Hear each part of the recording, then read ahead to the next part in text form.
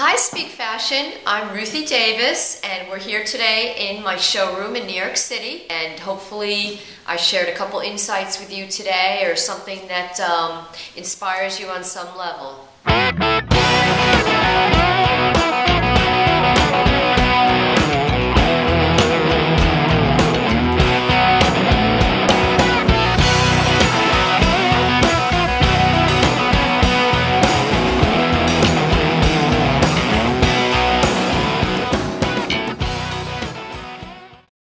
Women are obsessed with shoes. I think my theory, and I'm one of those women, is that there's something about, as a woman, we want to feel beautiful and sexy and strong and powerful. And, you know, I mean, pretty much any woman you're going to ask, that every woman would like to be a little taller, you know, even the supermodels, because they live in New York City and they want to be even taller.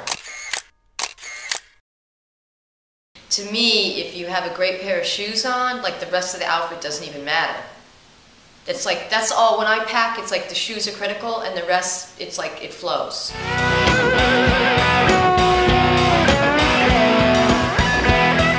I don't like to limit it by saying it's this, you know, it's X, because I like to evolve it all the time. But there is kind of a look and feel of a Ruthie Davis shoe. It's very youthful, it's very sporty. It's, you know, when I first launched the brand and people were always saying to me like, oh my God, you're launching a shoe brand, it's so hard. What's your point of difference? How are you going to do it? Like, all these questions. So I came up with this soundbite to make it really simple so they would understand my main idea. And I used to say, well, they'd say, what are you doing? I say, well, if a Manolo Blahnik and a Nike had a baby, what would it look like? And that was my original brand concept, was taking the best things, the colors, the fun, the sizzle, the techiness of a Nike, and then bringing it to a high-end, beautiful, sexy, luxury heel. I design, a lot of high heels, stilettos, but I also do flats too. I do, you know, I don't do a lot of flats because I'm a big believer in, like, I like extremes in general. So I like a super high heel, a super big platform, or a really clean minimal one. So I like a flat or a high. I don't do a lot of that in-between heel height, you know, that kind of vanilla, like no man's land. So I do flats, but I put a lot into the flat. So I give the girl who wants a flat, like, all the soup to nuts that you get in, like, the adornment and the colors and the, you know, detailing that you normally see in, like, a high heel.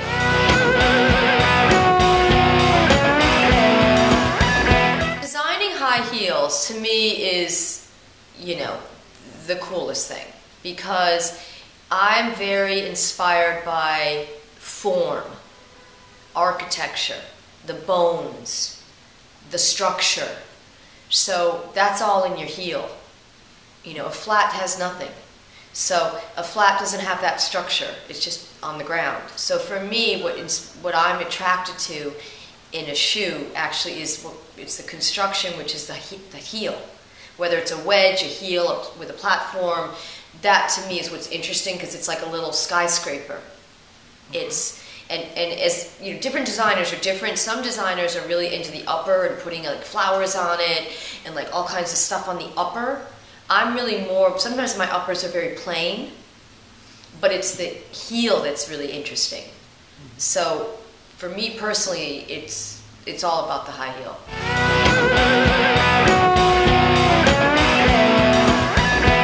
When I design, the process is different for every shoe. I don't have, like, one formula way that I do the process, but I'm usually inspired by something, and it tends to be not fashion items. I'm usually inspired by buildings, by sidewalks, fences, things that are sort of industrial looking, corrugated metal, just things that I see outside, kind of raw things that inspire me. And so if I see something that I find some kind of an interesting element or structure that I'm inspired by, I'll then go sketch it out and, you know, start to play with the idea. So for example, you know, this shoe was inspired by an Ames chair. You can see the heel is like the leg of one of these chairs. So, you know, a lot of them have an element, like another example, you know, this is very sort of architectural in that this is like, to me, the bone, and it's almost like, you know, this is the heel and it's showing the bone, an x-ray, and showing the structure underneath the heel.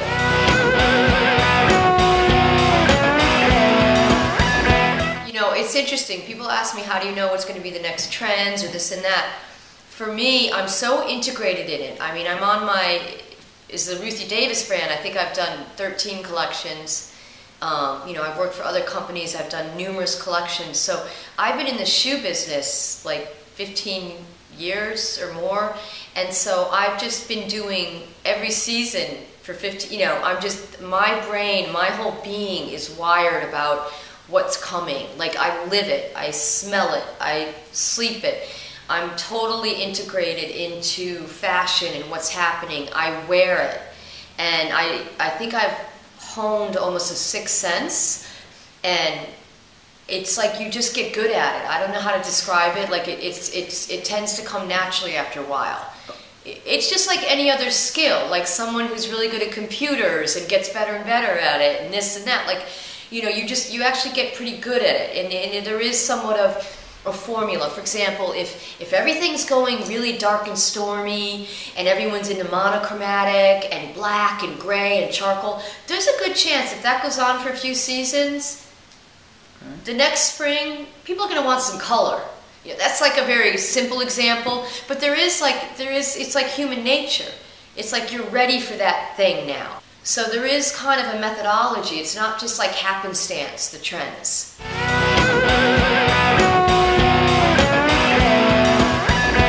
Okay, as far as men versus women as shoe designers, I think it's very intriguing. I never set out to be one of the few women doing high-end, sexy, you know, well, expensive shoes.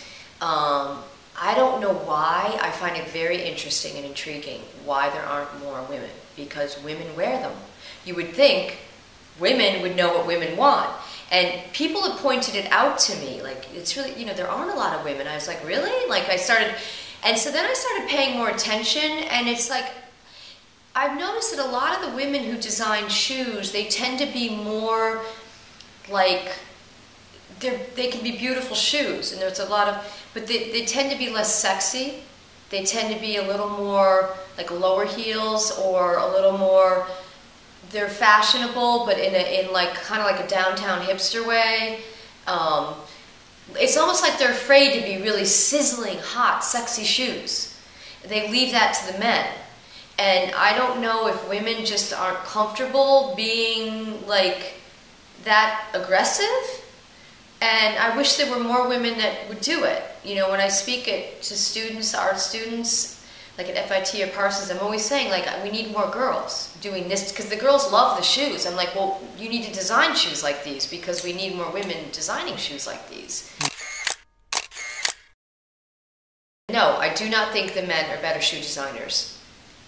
But I think that men have a really great appreciation for a woman looking beautiful and elegant and sexy, and so they are able to make this beautiful shoe.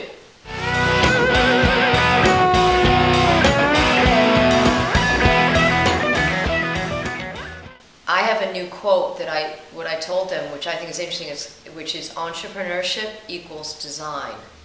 Because to me, design is innovation, entrepreneurship is innovation. So designers are entrepreneurs, or vice versa. So I think it's I think what's very modern that's starting to happen is that designers are realizing they need to have the business skills to really realize their full creative vision. Because if they don't, then someone else is going to thwart it. And someone else is going to say, you can't do that and water it down. You know, you've got to, like, you can't just be all creative in the corner.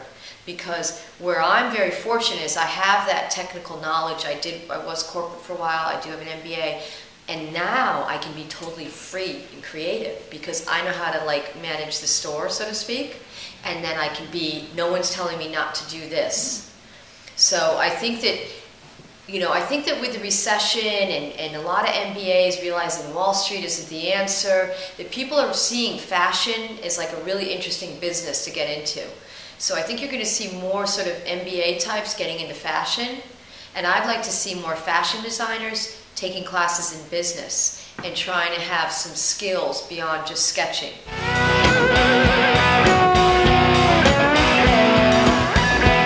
A new fashion designer, first and foremost, you have to have some experience. You just have to.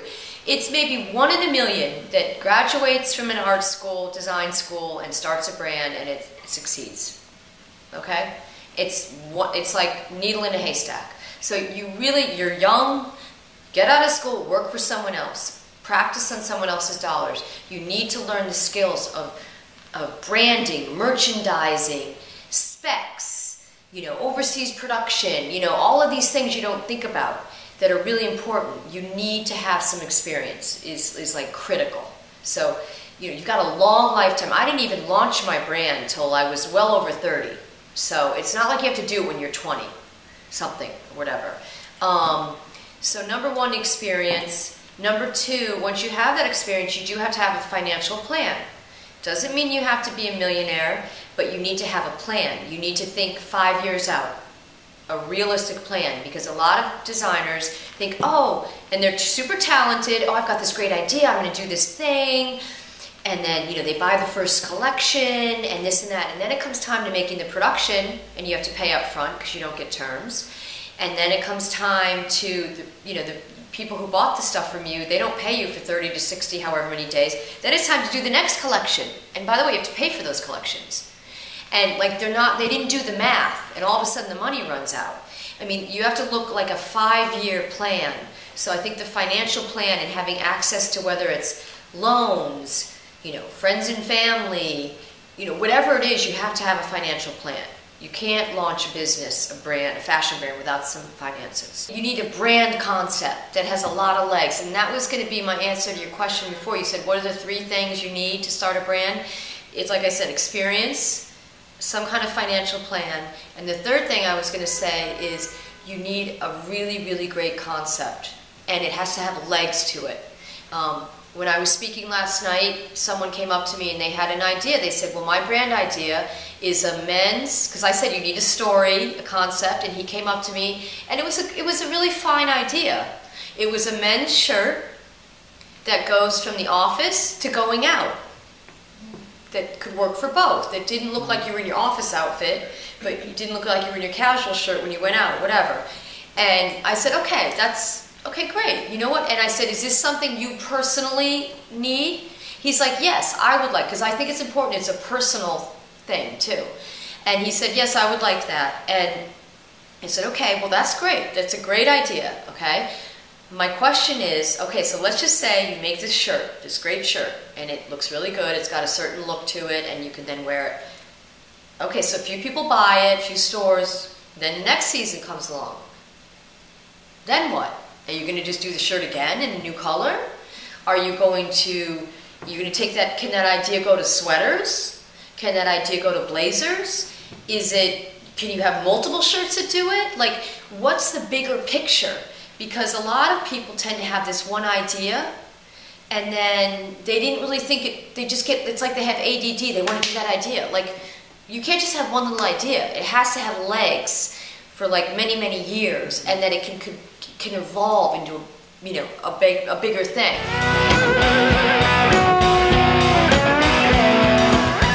A lot of people ask me if I have a men's line, and I do think there's a need for great men's shoes, because I feel like men don't have a lot of options. It's either like work shoes or like tennis shoes, and then there's like a couple brands in between. So I think that a Ruthie Davis men's line would be really cool. It's something that down the road I might do. My only negative on men's shoes is, again, what I said before, they don't have a heel. And like, I'm attracted to the heel, and they're just kind of big and long, so it's kind of like, It's not as exciting to me for that reason. So I think if I were to do men's shoes, quite frankly, it would be when the brand was to a level where I would just hire a really great men's shoe designer and kind of like give him my inspiration and feeling and this and that, and let him or her do it. But what would be your inspiration for a men's shoe? How would it look like? How would it be Ruthie Davis? Well, I think it would be sleek and sporty, aerodynamic. I think Prada Sport does a really good job with men's shoes, and there should be more brands competing with Prada for men's shoes. So you know the ones that are kind of sleek and they have the the rubber outsoles that are molded. They look a little more futuristic and take a little bit of a risk. Sometimes they have color pops. I think. I would do something along those lines. So it would be just like my women's shoes. It would incorporate some of the great things you get from a Nike or your Reeboks or whatever, and it would bring that to a dress shoe. So somehow it would bring that same inspiration together like I do with the women's shoes.